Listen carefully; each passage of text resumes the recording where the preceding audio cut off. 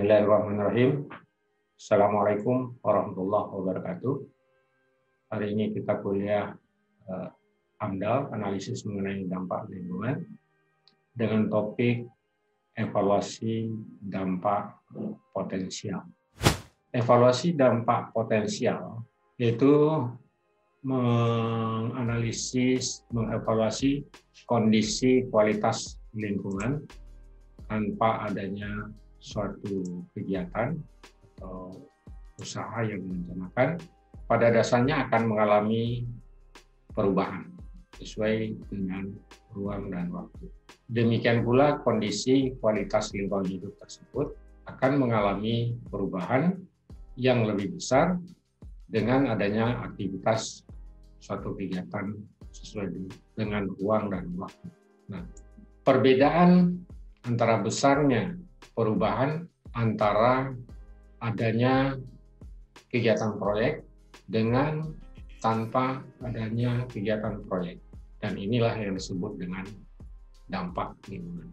Sebagai contoh, sebuah lapangan sepak bola, lapangan rumput, ya, seperti lapangan sepak bola, apabila lapangan rumput tersebut tidak apa-apakan atau tidak dilakukan kegiatan, maka dia akan tetap berubah. Seperti contoh rumput tumbuh dan dibiarkan rumputnya menjadi lebih tinggi, lebih banyak, kemudian bahkan tumbuhan liar. Itu apabila lapangan rumput yang dibiarkan tanpa ada kegiatan. Lalu bagaimana dengan lapangan rumput tadi dibangun sebuah gedung? Maka dampaknya akan terjadi, perubahan tetap akan terjadi. Jadi artinya suatu lahan tanpa diapa-apakan, tanpa dibangun, itu akan tetap mengalami perubahan. Sedangkan pada saat dibangun, maka akan terjadi perubahan. Nah, inilah yang disebut dengan dampak. Nah, perbedaan besarnya perubahan antara adanya proyek dengan tanpa adanya proyek, ini disebut dampak lingkungan.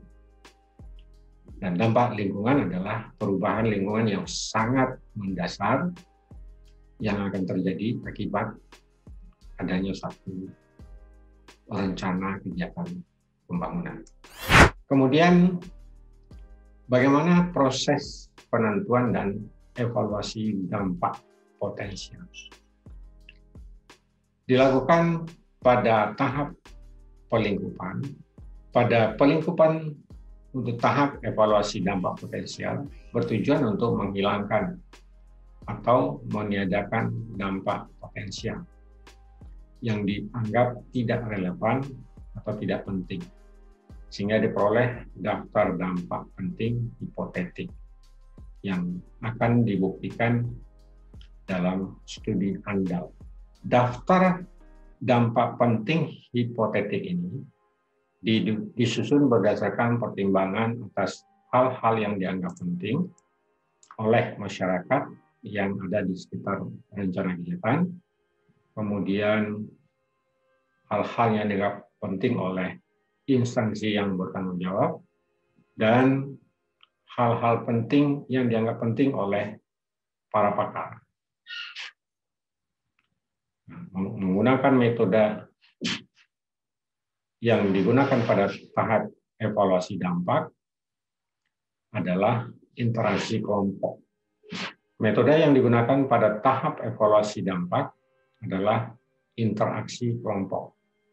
Interaksi kelompok ini dapat dilakukan dengan para pakar, interaksi dengan tokoh masyarakat, atau kegiatan rapat, lokakarya, seminar, dan brainstorming.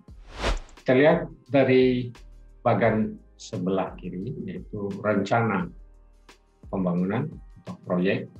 Ada kegiatan. Kegiatannya itu antara lain adalah kegiatan prakonstruksi. Jadi kegiatan survei,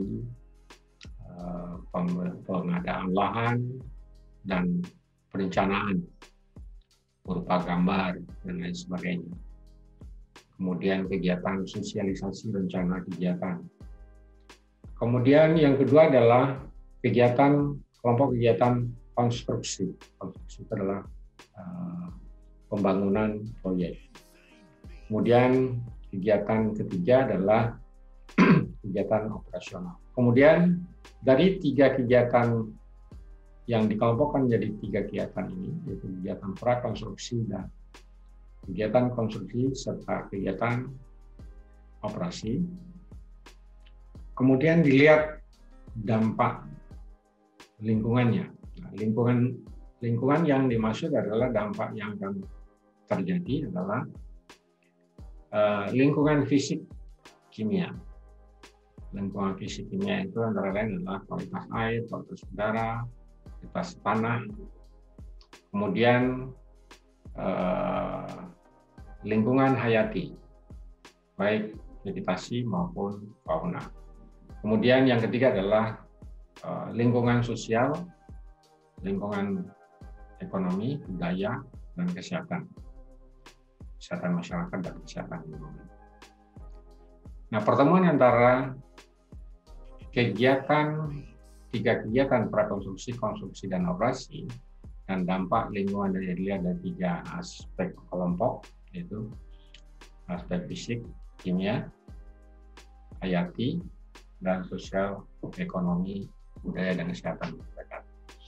Nah, menggunakan matriks yang kita pelajari minggu yang lalu, atau menggunakan flowchart, maka dihasilkan list dampak potensial. Jadi pada saat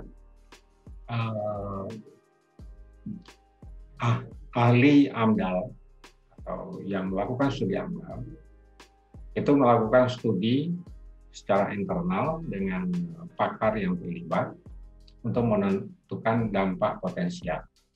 Dampak potensial yang terjadi pada kegiatan prakonstruksi itu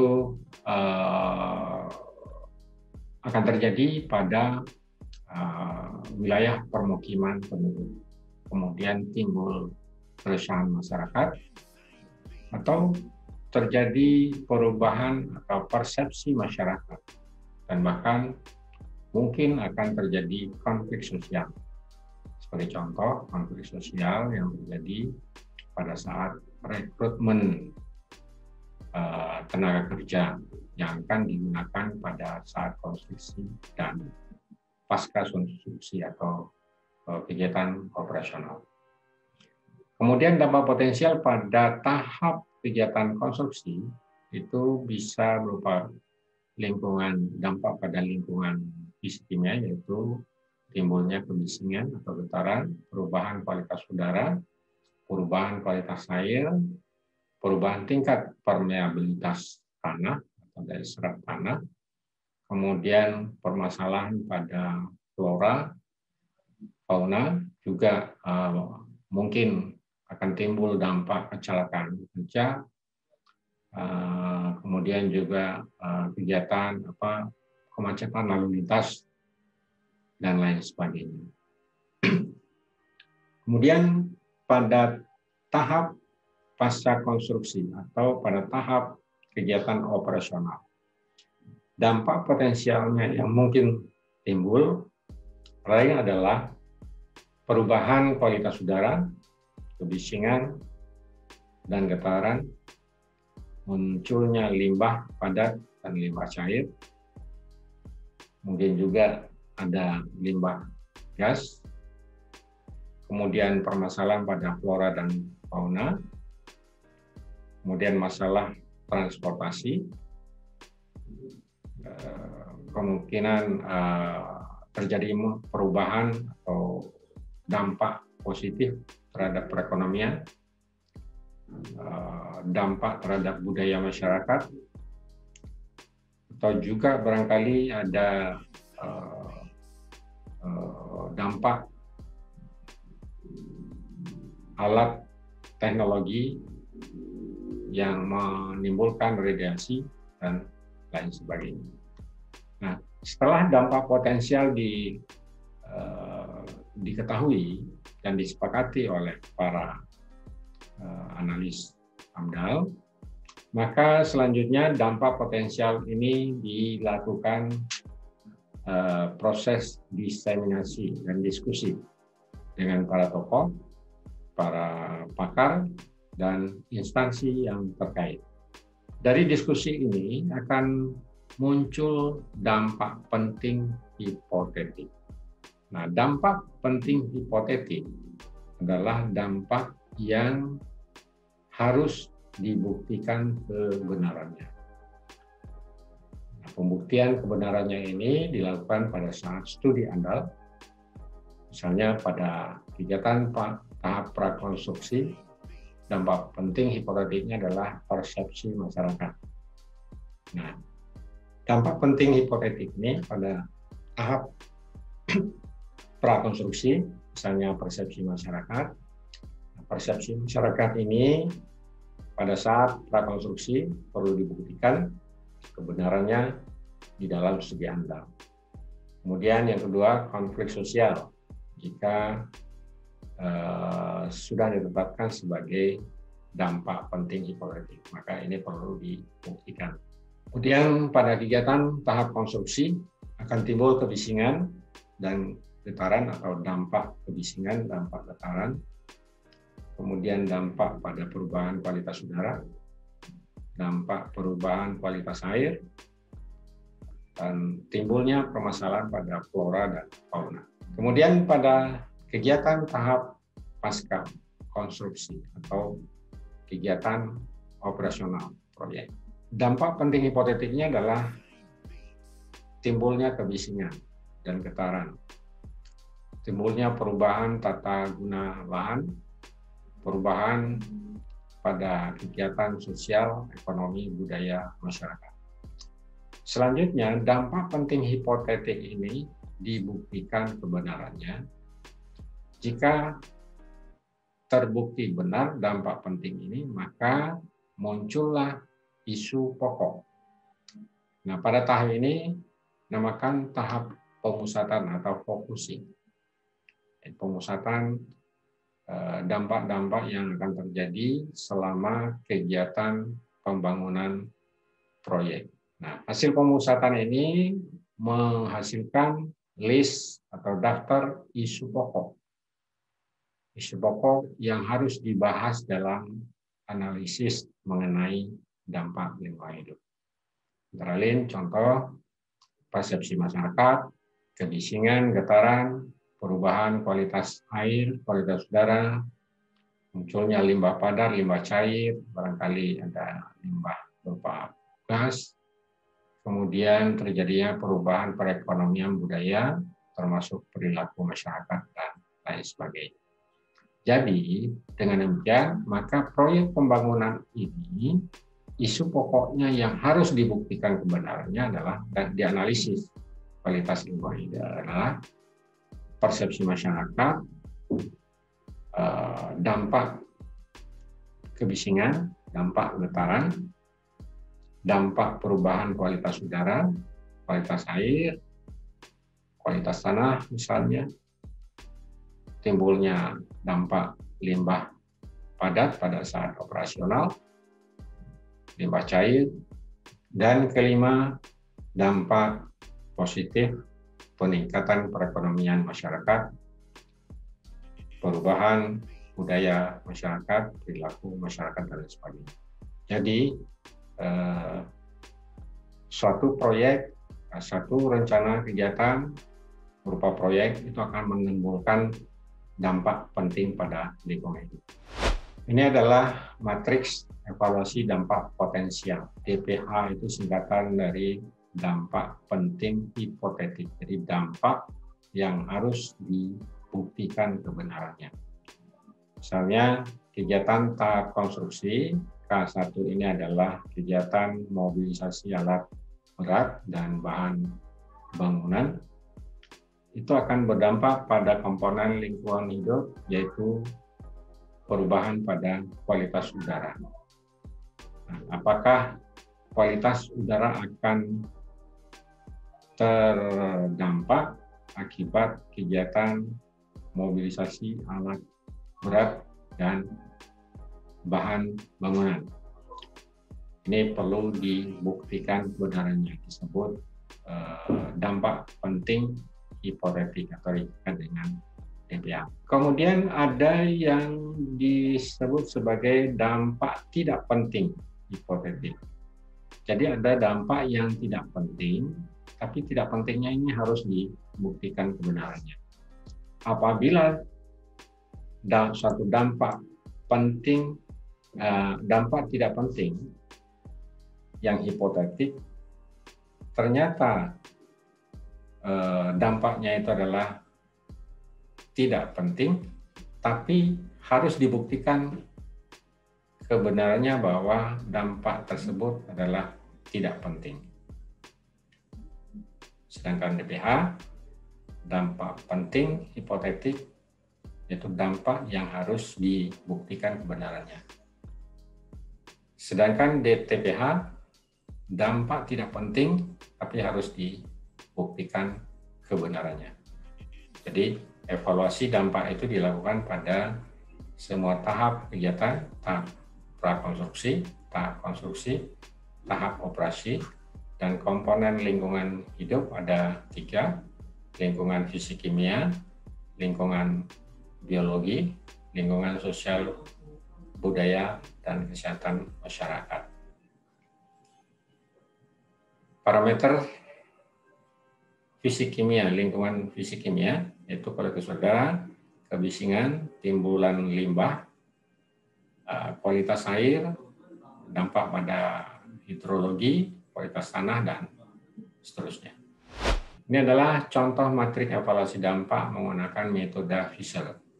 Jadi ada komponen lingkungan hidup, lingkungan fisik, biologi, sosial budaya, kemudian ada skala kualitas lingkungan tanpa proyek, ya, tanpa proyek, ya, tanpa kegiatan. Dan sekarang bagaimana kualitas lingkungan sekarang dan kondisi yang akan datang. Jadi kondisi ini adalah kondisi lingkungan yang tidak dilakukan apa-apa atau tanpa proyek. Kemudian kita lakukan evaluasi kondisi yang akan datang.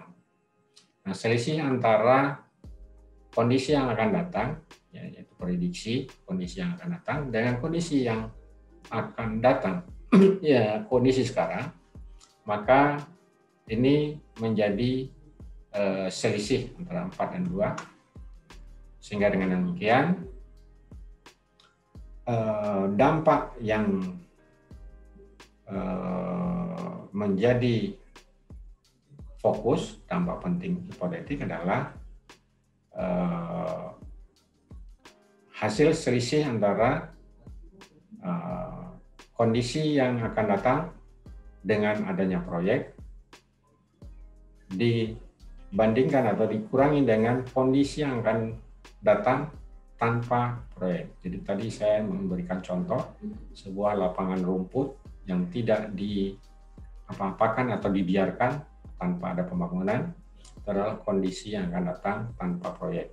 Sedangkan yang nomor 4 ini adalah, kolom 4 ini adalah kondisi yang akan datang dengan proyek. Nah, inilah dampak penting hipotetik yang akan menjadi isu pokok pada studi Anda. Kemudian juga ada matrik evaluasi dampak menggunakan metode Dettel dan Columbus. Ini faktor lingkungan. Faktor lingkungannya apa? Kualitas udara, kualitas air, dan seterusnya. Kemudian pada rona lingkungan itu dinilai environmental quality. Kemudian kepentingan lingkungan apa, kemudian PIU adalah parameter importance unit atau unit parameter yang penting atau yang akan kena dampak penting. Kemudian pada saat kegiatan itu akan dinilai kualitas lingkungan pada saat kegiatan dilakukan, kemudian dinilai dan dihitung parameter yang penting atau dampak penting yang akan terjadi. Kemudian dilakukan evaluasi. Nah, pemusatan dampak besar dan penting pada saat dilakukan proses focusing atau pemusatan. Pada pelingkupan yang dilaksanakan pada tahap pemusatan dampak besar dan penting, ini dilakukan untuk mengorganisir dan mengelompokkan daftar dampak besar dan penting yang telah dirumuskan dari tahap sebelumnya, dengan maksud agar diperoleh isu-isu pokok lingkungan hidup yang dapat mencerminkan atau menggambarkan secara utuh dan lengkap tentang satu, keterkaitan antara rencana kegiatan dengan komponen lingkungan hidup yang mengalami perubahan. Itu perubahan yang mendasar, yang disebut dengan dampak besar dan penting. Yang kedua adalah keterkaitan antara berbagai komponen dampak besar dan penting yang telah dirumuskan. Misalnya keterkaitan dengan dampak sosial dengan dampak ekonomi dengan dampak lingkungan alami, dan dampak lingkungan fisik. Itu dikaji keterkaitan antara berbagai komponen dampak. Kemudian dalam merumuskan isu pokok lingkungan hidup, isu pokok lingkungan yang dibahas dalam studi AMDAL. Pertama, semua dampak besar dan penting harus dikelompokkan menjadi beberapa kelompok menurut keterkaitannya satu sama lain. Yang kedua, dampak besar dan penting yang berkelompok tersebut selanjutnya diurut berdasarkan kepentingannya, baik dari aspek ekonomi, aspek sosial, maupun aspek ekologi. Kemudian ini proses pemusatan dampak, ya, contoh pada kasus pengembangan lapangan minyak, pengeboran minyak. Ya. Jadi komponen lingkungan yang terkena dampak itu adalah sungai, kemudian komponen udara, komponen tanah, komponen fauna, flora, komponen lingkungan sosial, ekonomi, budaya, dan dampak potensialnya diurut, ya, diurut. Misalnya komponen lingkungan yang terkena dampak adalah sungai, parameternya adalah sedimentasi. Kemudian kedua adalah kualitas air.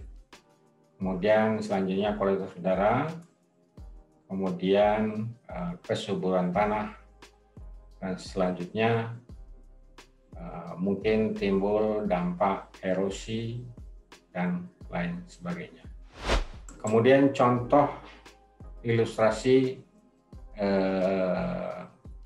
pada kasus pembangunan kilang minyak. Pembangunan kilang minyak, dampak potensialnya diurut 1 sampai 7, 8 sampai 14, dampak penting hipotetik diurut, dan penetapan isu-isu pokok yang akan menjadi acuan dalam studi AMDAL didasarkan pada hasil diskusi dan konsultasi yang dipusatkan menjadi 3 kelompok dampak penting yang menjadi isu utama untuk diteliti dan dianalisis dalam AMDAL. Ini juga ilustrasi dampak penting perubahan kualitas air. Kemudian kelompok dampak pentingnya adalah dampak terhadap kualitas udara, perikanan sungai, dan lain sebagainya. Perubahan kualitas udara dikelompokkan pada dampak penting kualitas udara. Nah, selanjutnya dasar penetapan dan kriteria dampak penting terhadap lingkungan. Jadi kalau kita mau merencanakan suatu pembangunan, dasar penetapan dan kriteria dampak penting lingkungan hidup dari pembangunan tersebut ada 8, yaitu besarnya jumlah penduduk yang akan terkena dampak. Jadi besarnya jumlah penduduk berarti semakin banyak penduduk yang terkena dampak, maka dampak ini dikelompokkan sebagai kriteria dampak penting. Kemudian kriteria berikutnya adalah luas wilayah penyebaran dampak. Jadi semakin luas wilayah yang terkena dampak, maka ini adalah dampaknya penting. Kemudian dampak penting, kriteria ketiga adalah intensitas dan lamanya dampak. Jadi kalau intensitas dampak semakin tinggi dan lamanya dampak berlangsung semakin lama, maka ini adalah dampak penting. Intensitas misalnya kualitas udara, ada asap, intensitasnya tinggi, ya asapnya banyak sekali. Kemudian lamanya dampak berlangsung, ya asapnya berlangsung 24 jam, tidak berhenti. Kemudian kriteria dampak penting yang keempat adalah banyaknya komponen lingkungan hidup yang terkena dampak.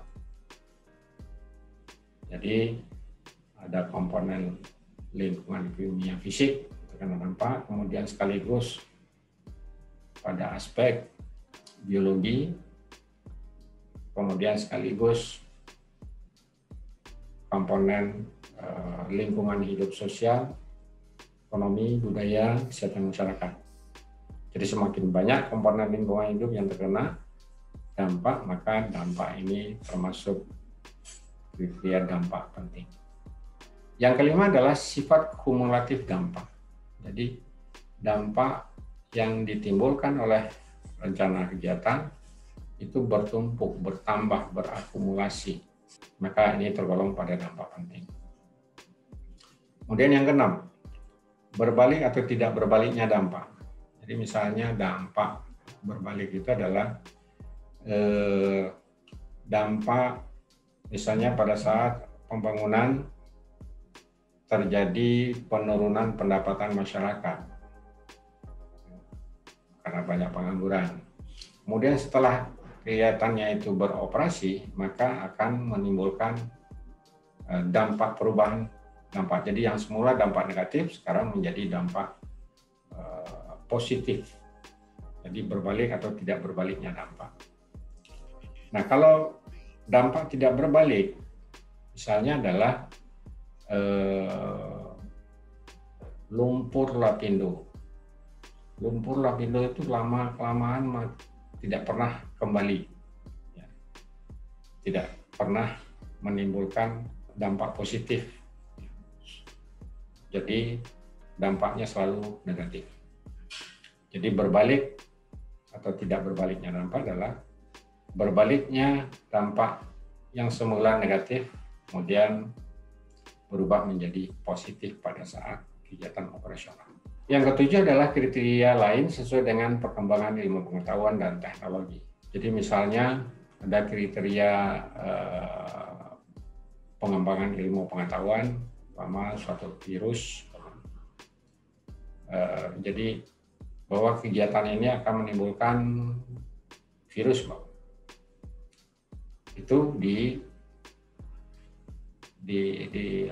dijelaskan oleh ilmu pengetahuan bahwa itu adalah dampaknya penting. Jadi contoh pembangunan kegiatan atau proyek pembangunan farmasi. Nah, farmasi itu membuat vaksin. Apakah dampaknya itu dampak yang timbul telah sesuai dengan perkembangan ilmu pengetahuan dan teknologi. Nah, kalau telah sesuai dengan perkembangan ilmu dan teknologi, maka itu harus dikaji sesuai dengan perkembangan ilmu pengetahuan dan teknologi. Kemudian yang kedelapan adalah referensi internasional yang diterapkan oleh beberapa negara sebagai landasan kebijakan tata AMDAL. Jadi suatu ketika ada rencana kegiatan yang secara nasional belum ditetapkan sebagai dampak penting, tapi dampak penting itu ditentukan oleh referensi internasional. Jadi misalnya referensi internasional tentang produk halal, ya, halal. Nah, produk halal tadi, ketentuan-ketentuan tentang produk halal tadi harus dipatuhi. Apakah ada dampak, misalnya ada kegiatan pabrik, misalnya katakanlah pabrik makanan. Nah, pabrik makanan tadi selama ini tanpa ada ketentuan tentang halal tidak, sertifikat halal. Namun karena produk itu harus dijual ke luar negeri, maka referensinya harus menggunakan referensi internasional. Nah, lalu kriteria dampak penting lainnya adalah suatu rencana kegiatan yang dibangun di kawasan lindung. Nah, kawasan lindung tersebut telah berubah peruntukannya atau lokasi rencana usaha tersebut berbatasan dengan kawasan lindung. Jadi katakanlah ada rencana pembangunan pabrik kelapa sawit, pengolahan kelapa sawit, didirikan berdekatan atau berbatasan dengan kawasan lindung. Maka dampak yang akan terjadi dikategorikan sebagai dampak yang penting. Jadi kegiatan tersebut dikategorikan menimbulkan dampak penting. Kalau dampak penting berarti studi kelayakan lingkungannya harus AMDAL, tidak bisa menggunakan UKL, UPL. Nah, selanjutnya kawasan yang harus dilindungi. Nah, kawasan yang dilindungi ini apabila ada kegiatan rencana pembangunan di kawasan yang dilindungi, maka kegiatan tersebut wajib melakukan studi AMDAL dan harus melindungi kawasan yang dilindungi oleh peraturan perundangan. Nah, kawasan yang harus dilindungi itu adalah satu, kawasan hutan lindung. Yang kedua adalah kawasan bergambut. Ketiga, kawasan resapan air. 4, sempadan pantai, sempadan sungai, kawasan di sekitar danau atau waduk, kawasan di sekitar mata air, kawasan suaka alam. Suaka alam itu terdiri dari cagar alam, suaka marga satwa, hutan wisata, daerah perlindungan plasma nutfah, dan daerah pengungsian satwa. Yang kesembilan adalah kawasan suaka alam dan laut dan perairan lainnya, termasuk perairan laut, perairan darat, wilayah pesisir, muara sungai, gugusan karang atau terumbu karang, ataupun yang mempunyai ciri khas berupa keanekaragaman ataupun keunikan ekosistem. Yang ke-10, kawasan pantai berhutan bakau, taman nasional, taman hutan raya, taman wisata alam, kawasan cagar budaya, cagar ilmu pengetahuan termasuk daerah karst, berair, daerah dengan budaya masyarakat istimewa, daerah lokasi situs purbakala, peninggalan sejarah bernilai tinggi, dan yang ke-15 adalah kawasan rawan bencana alam. Ini adalah kawasan yang harus dilindungi. Selanjutnya adalah dasar penentuan dan ukuran dampak penting. Bahwa penilaian pentingnya dampak terhadap lingkungan hidup berkaitan secara relatif dengan besar kecilnya rencana kegiatan, termasuk hasil guna dan daya gunanya bila rencana tersebut dilaksanakan. Bahwa penilaian pentingnya dampak terhadap lingkungan hidup dapat pula didasarkan pada dampak kegiatan tersebut terhadap salah satu aspek lingkungan saja, atau dapat juga terhadap kesatuan dan tata kaitannya dengan aspek lingkungan lainnya dalam batas wilayah studi yang telah ditentukan. Bahwa penilaian dampak terhadap lingkungan atas dasar kemungkinan timbulnya dampak positif atau dampak negatif tak boleh dipandang sebagai faktor yang masing-masing berdiri sendiri, tapi harus diperhitungkan bobotnya guna dipertimbangkan untuk hubungan timbal balik dalam rangka pengambilan keputusan. Jadi termasuk tadi di dampak penting hipotetik dengan dampak tidak penting hipotetik. Kemudian dasar dan proses penetapan ruang lingkup studi. Ruang lingkup wilayah studi. Jadi ruang lingkup wilayah studi AMDAL. Lingkup wilayah studi AMDAL ditetapkan berdasarkan pertimbangan 4 batas ruang, yaitu batas proyek. Biasanya batas proyek itu adalah batas yang ditandai dengan pagar seng. Kalau kita lihat ada pembangunan, batas proyek itu adalah dibatasi dengan pagar seng. Kemudian ada batas ekologis. Batas ekologis itu adalah dampak proyek tadi terhadap lingkungan ekologi. Ekologis itu bisa air, bisa manusia, hewan, dan lain sebagainya. Manusia misalnya batas ekologis tadi kalau ada aliran air limbah tadi itu mengalir sampai mana, dan dampaknya terhadap ikan barangkali, terhadap kualitas air. Nah, itu disebut batas ekologis. Dan biasanya batas ekologis ini lebih luas dibanding batas proyek. Kemudian batas sosial. Batas sosial yang terkena dampak. Apakah sampai satu RT, satu kelurahan, satu kecamatan, atau satu provinsi batas sosialnya. Nah, batas sosial itu adalah dampak-dampak sosial yang timbul akibat kegiatan pembangunan tersebut.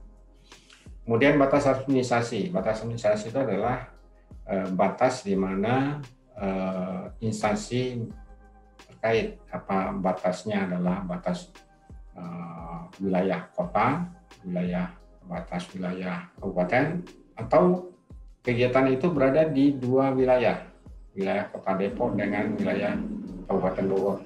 Jadi ada pembangunan yang secara administratif proyek itu berada di 2 wilayah. Misalnya pembangunan jalan tol, ada wilayah Depok, ada wilayah Kabupaten Bogor.